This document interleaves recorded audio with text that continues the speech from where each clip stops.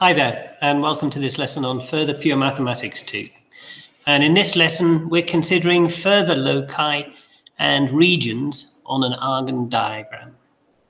Now, in the last lesson, we considered the region represented by the locus. The argument of z minus some fixed point z1 is greater than or equal to 0, but less than or equal to some fixed angle theta, which gives us the region between the half line that starts at the point z1 and makes an angle theta with the positive x direction. So something like this, where in this instance z1 would be the 0.32 and the angle theta is pi by 4 radians. Now that can be generalized further. So rather than saying greater than or equal to 0, we could say the argument of z minus z1 is greater than or equal to some angle theta 1, but less than or equal to some other angle theta 2. And that gives us the region between the two half lines that start at z1 and make angles of theta 1 and theta 2 with the positive x direction. It'll give us something like this, where you've got two half lines. The first one makes an angle theta 1 with the positive x direction. The second one makes an angle theta 2. The angle between them will be theta 2 minus theta 1. Okay. Bearing that in mind, have a go at doing this example. So the region's been shaded for you. What you have to do is describe algebraically, in terms of z, the region shown in the diagram. So pause the video, have a go, come back to me when you're ready. Okay, let's have a look at this. Well, the coordinates of this point here will be minus 4, 2. That's the beginning of the half line.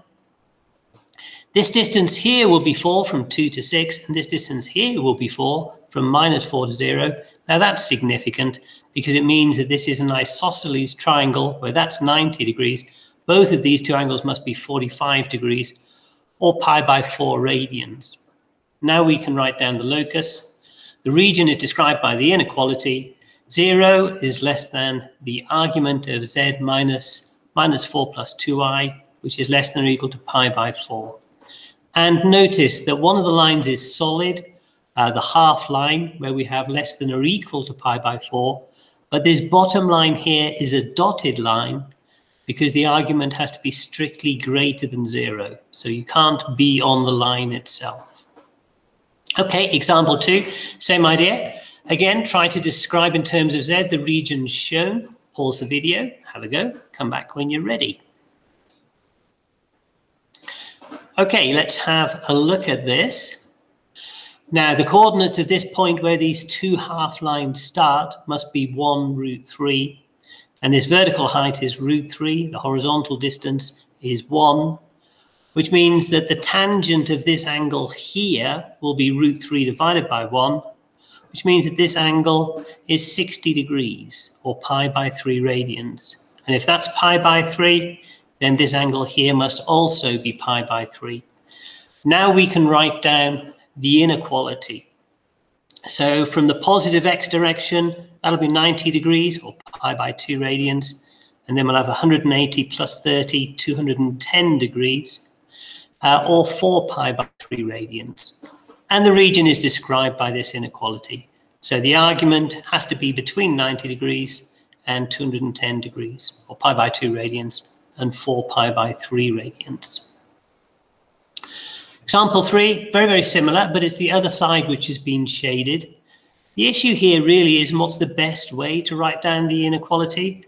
And just to give you a hand before you start, the best way is to count this angle as a negative angle. This makes things a little bit more straightforward. Okay, have a go, pause the video, and come back to me when you're ready. Okay, let's have a look. So same as before, the horizontal distance is 1, the vertical distance is root 3, which means this angle here is 60 degrees or pi by 3 radians.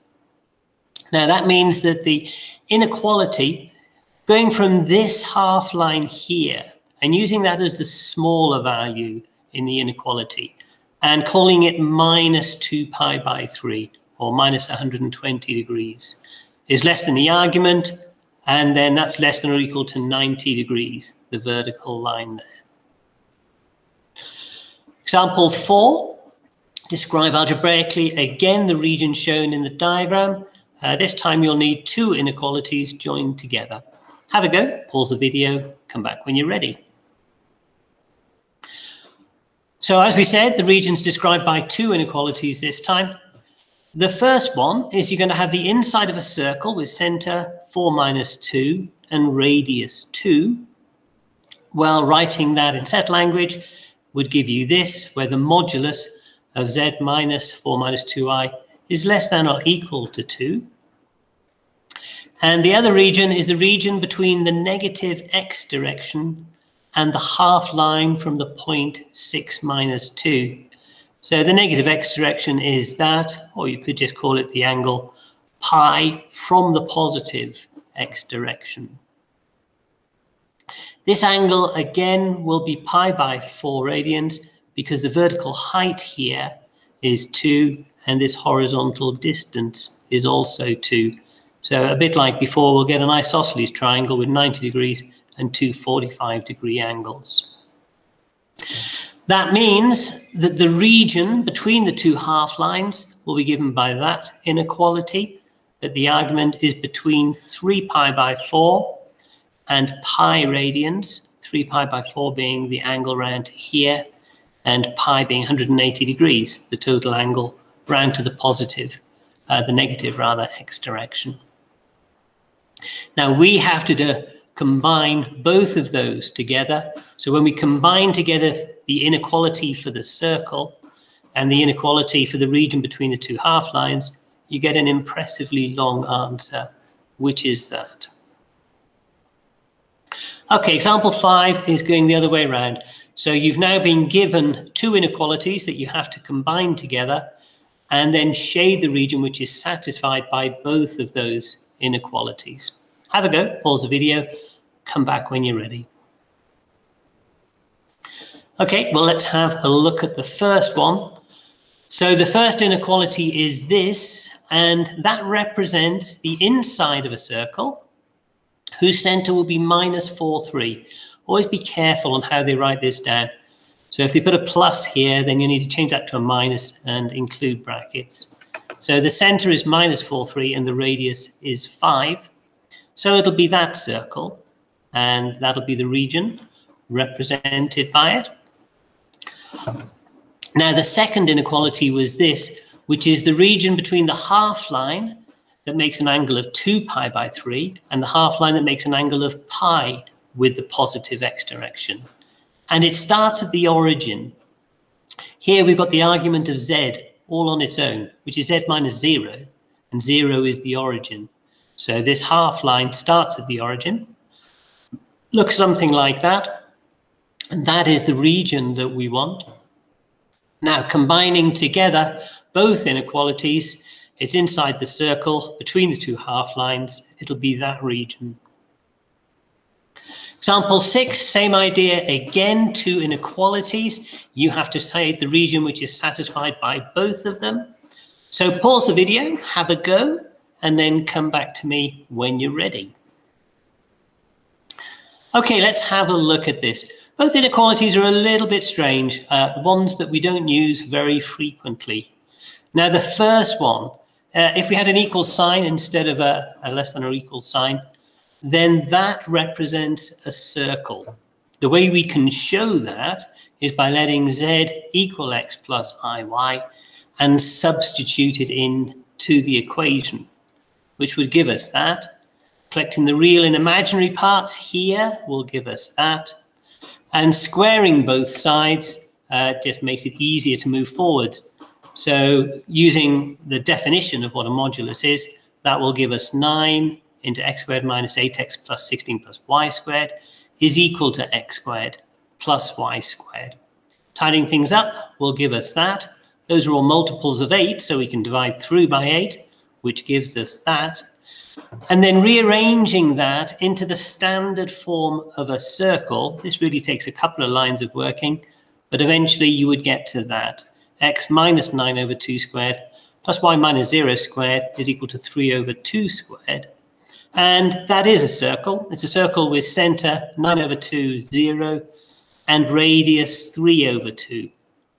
Now we actually have the inequality. The inequality would change this sign to less than or equal to, and that will represent the inside of this circle. So that's what we've just done, and the inside of the circle will look something like that. Center here at 9/2, 0, and radius 3/2. Now the second inequality was this one here, and this is saying that the real part of the complex number has to be between 4 and 5.